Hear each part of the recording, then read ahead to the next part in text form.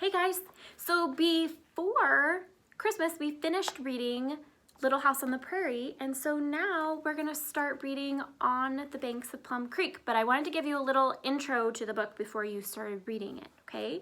So On the Banks of Plum Creek begins with the end of the Ingalls' long journey by covered wagon. So remember that they had to move off of the Indian Territory, right? So they had to pack up everything into their covered wagon and drive away. And where they drove to was the banks of Plum Creek, which is gonna be in Minnesota. So I'll show you this.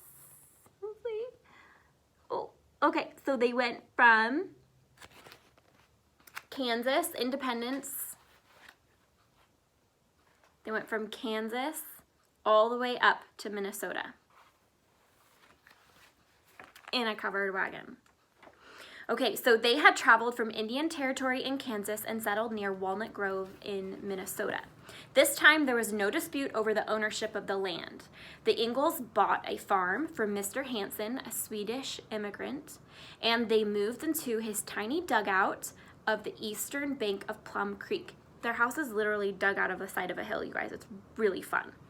After the Ingalls had moved into this one room dugout, Mary and Laura spent the rest of the summer exploring their new surroundings. They swam in Plum Creek. So the name of the book is called On the Banks of Plum Creek. They literally live on the bank of Plum Creek.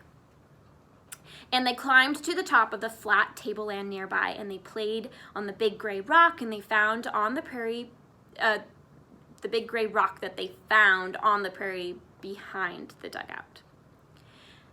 They picked juicy plums from the bushes along Plum Creek for Ma to dry in the hot summer sun, and they do lots of other really fun adventures I'm not going to tell you about because I want you to read it in your book. But that is just a really quick little introduction to On the Banks of Plum Creek by Laura Ingalls Wilder. Enjoy, you guys. It's really fun. It's really fun.